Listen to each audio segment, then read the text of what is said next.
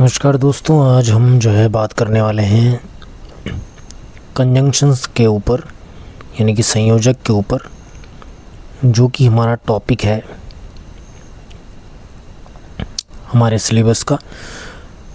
और हमारे पास जो 10 क्वेश्चंस यहाँ पे आएंगे, तो स्टार्ट करते हैं बिना किसी देरी के। क्वेश्चन नंबर 1 कह रहा है कि identify the correct conjunction to fill in the blanks. Sentence है, scarcely had the professor entered the classroom dash the power went out. तो यहाँ पे जो हमारा हिंट जो है वो है कि नेगेटिव एडवर्ब्स यानी कि कंजंक्शंस अगर होंगे, जैसे कि लाइकली, स्कार्सली, हार्डली या फिर बेयरली, तो वो फॉलो करते हैं स्पेसिफिक कोरिलेटिव पैटर्न को। यानी कि स्कार्सली, हार्डली और बेयरली जैसे नकारात्मक क्रिया विशेषण या फिर संयोजक जो है एक विशिष्ट सहसंबंधी पैटर्न यानी कि कोरिलेटिव पैटर्न का पालन करते हैं। तो इस हिंट के कारण जो हमारा ऑप्शन नंबर जो है वो ऑप्शन नंबर बी जो है बिल्कुल सही हो जाएगा। When scarcely had the professor entered the classroom when the power went out. ठीक है, इसकी एक्सप्लेनेशन अगर बात करें तो जो एडवर्बियल फ्रेजेस जो होते हैं, जैसे कि स्कार्सली के साथ व्हेन आता है और हार्डली के साथ भी व्हेन आता है, they are the correlative conjunctions and used to show that one event happens immediately after another. तो एक इवेंट क्या है कि टीचर जो है क्लासरूम में आया, तभी जो है वो क्या हुई, उसके बाद ही क्या हुई कि जो है लाइट जो है वो चले गई। तो इमीडिएटली जो है यहाँ पे after another, and it is a common error to use then which pairs with no sooner. Hindi में देखें तो स्कैर्सली व्हेन और हार्डली व्हेन जो है सहसंबंधी संयोजक यानी कि कोरिलेटिव कंजंक्शंस हैं, जिनका उपयोग जो है यह दिखाने के लिए किया जाता है कि एक घटना दूसरी घटना के तुरंत बाद घटित होती है।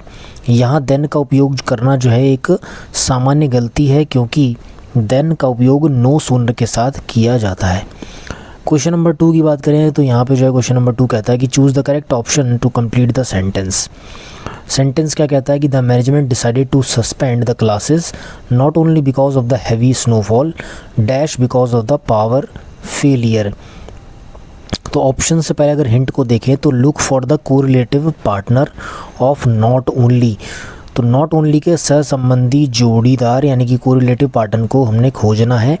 तो इस हिंट के बाद जो हमारा जो आंसर होगा वो ऑप्शन नंबर ए हो जाएगा। But also the management decided to suspend the classes not only because of the heavy snowfall but also because of the power failure. तो पावर फेलियर भी था, मौसम ख़राब तो था ही, हैवी स्नोफॉल तो था ही, पर पावर फेलियर भी था, इसलिए जो है क्लासेस को सस्पेंड करना पड़ा। अगर एक्सप्लेनेशन की बात करें तो जो कोरिलेटिव कंजंक्शंस होते हैं दे नॉट, जैसे कि not only, must always be paired with but also to maintain parallel structure and grammatical correctness. समानांतर संरचना और व्याकरणिक शुद्धता बनाए रखने के लिए सहसंबंधी जो संयोजक होते हैं नॉट ओनली को हमेशा बट ऑल्सो के साथ जोड़ा जाना चाहिए। अच्छा जी, अब जो हमारा क्वेश्चन नंबर 3 है वो क्या कहता है। क्वेश्चन नंबर 3 कहता है कि fill in the blanks with the most appropriate conjunction. You must submit the research proposal by Friday dash your application will not be considered. तो हिंट को अगर देखें तो हिंट कहती है कि जो सेकंड क्लॉज जो है it expresses the negative consequence if the condition in the first clause is not met. तो दूसरा जो उपवाक्य है वो नकारात्मक परिणाम को व्यक्त करता है यदि पहले उपवाक्य की शर्त पूरी नहीं होती है। तो यहाँ पे जो है ऑप्शन अगर हम देखें तो ऑप्शन जो है वो बी जो है बिल्कुल करेक्ट होगा यहाँ पे कि you must submit the research proposal by Friday otherwise your application will not be considered.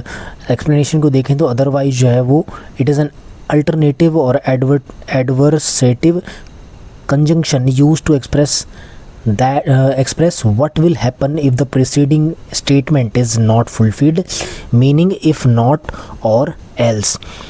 Otherwise यानी कि अन्यथा एक वैकल्पिक और विरोधाभास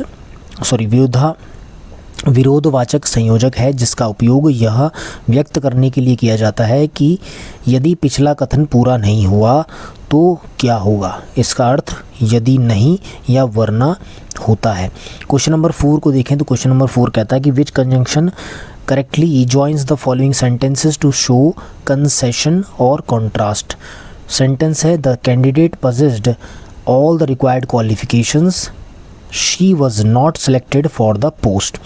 तो अगर हिंट को देखें तो जो सेंटेंस है it presents an unexpected outcome despite a positive condition. वाक्य एक सकारात्मक स्थिति तो जो प्रदान कर ही रहा है, उसके बावजूद एक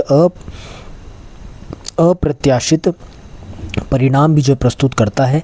तो इसलिए जो हमारा ऑप्शन नंबर सी जो है बिल्कुल सही हो जाएगा। ऑल्दो एक्सप्लेनेशन की बात करें तो ऑल्दो जो है वो इट इज़ एन सब ऑर्डिनेटिंग conjunction used to introduce a statement that makes the main statement surprising or unexpected। तो यहाँ पे जो है कंसेशन या फिर कॉन्ट्रास्ट जो है दिखता है। ऑल्दो यानी कि यद्यपि या हालांकि एक आश्रित संयोजक यानी कि सब ऑर्डिनेटिंग कंजंक्शन है जिसका उपयोग उस कथन को पेश करने के लिए किया जाता है जो मुख्य कथन को आश्चर्यजनक या अप्रत्याशित बनाता है, विरोध या छूट दर्शाता है।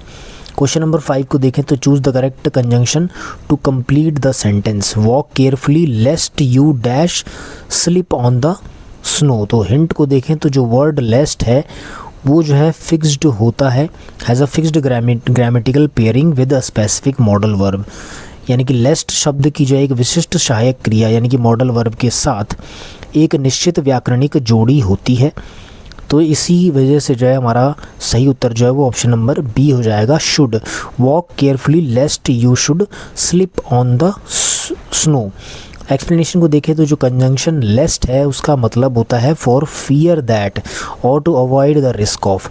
It is uniquely followed by the modal verb should in standard English grammar using will और may after lest is grammatically incorrect.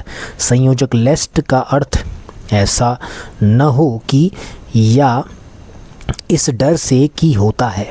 मानक अंग्रेजी व्याकरण में इसके बाद विशिष्ट रूप से शुड क्रिया का उपयोग किया जाता है। लेस्ट के बाद विल या मे का उपयोग करना व्याकरणिक रूप से गलत है। क्वेश्चन नंबर 6 की बात करें तो क्वेश्चन नंबर 6 कहता है कि select the correct conjunction to complete the sentence. Sentence है dash the weather improves the university sports meet will have to be postponed. Hint को देखें तो जो सेंटेंस है it requires a negative condition meaning if not.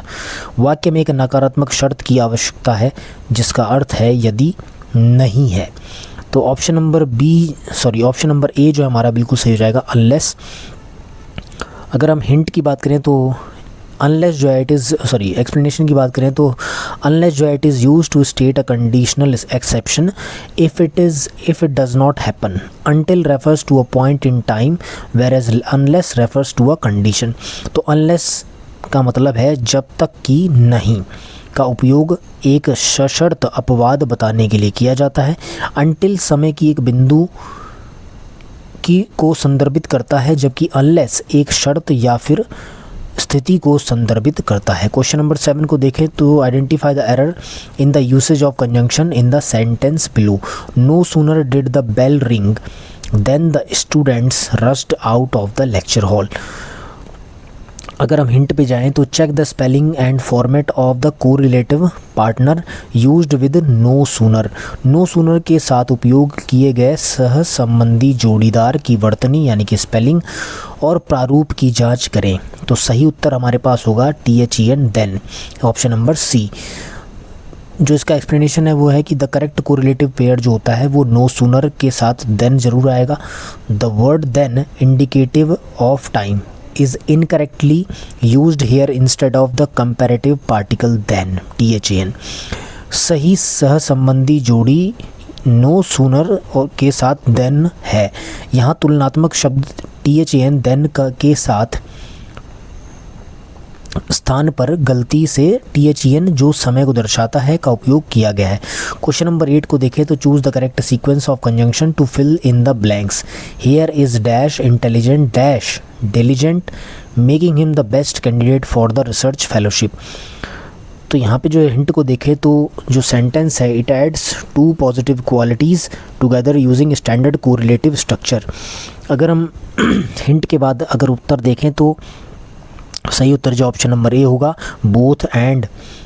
तो he is both intelligent and diligent, making him the best candidate for the research fellowship. Explanation की बात करें तो जो correlative pair is both and, pairing both with as well as is a redundant and grammatically incorrect structure frequently tested in competitive exams। तो सही सहसंबंधी जोड़ी जो है बोथ और एंड की है।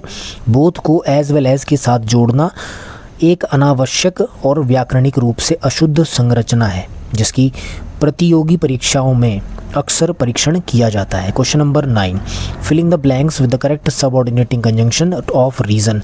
The dean rejected the proposal dash it did not align with the university's academic guidelines. तो option से पहले जो है हिंट पे जाते हैं। हिंट जो है क्या कहती है, the second part of the sentence explains the why behind the dean's decision. वाक्य का जो दूसरा भाग है वो डीन के निर्णय के पीछे के कारण को स्पष्ट करता है। तो इसी वजह से जो हमारा ऑप्शन नंबर बी जो है वो बिल्कुल सही हो जाएगा कि the dean rejected the proposal as it did not align with the university's academic guidelines. और एक्सप्लेनेशन को देखें तो यहाँ पे जो है एज फंक्शन करता है, as functions here as a subordinating conjunction of cause और रीज़न सिनोनिमस विद बिकॉज और सिंस। तो यहाँ एज का कारण बताने वाले एक आश्रित संयोजक यानी कि सबऑर्डिनेटिंग कंजंक्शन ऑफ कॉज और रीज़न के रूप में कार्य करता है जो बिकॉज या सिंस का पर्यायवाची है।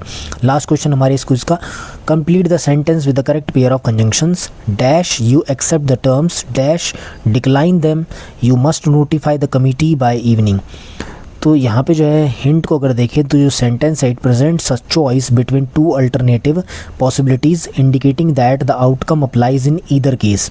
तो वाक्य जो है दो वैकल्पिक संभावनाओं के बीच एक विकल्प प्रस्तुत करता है जो यह दर्शाता है कि परिणाम दोनों ही मामलों में लागू होगा। तो इसी वजह से जो हमारा आंसर जो है वो ऑप्शन नंबर बी हो जाएगा, वेदर के साथ। और एक्सप्लेनेशन की बात करें तो वेदर और is use to introduce alternative possibilities while either or is also used for choices. Whether or is more appropriate here as it implies regardless of which of the two options occur. तो whether और का उपयोग जो है वैकल्पिक संभावनाओं को प्रस्तुत करने के लिए किया जाता है, हालांकि ईदर और का जो उपयोग है वो भी विकल्पों के लिए किया जाता है। यहाँ वेदर और जो है अधिक उपयुक्त है क्योंकि इसका तात्पर्य है कि चाहे दोनों विकल्पों में से जो भी हो।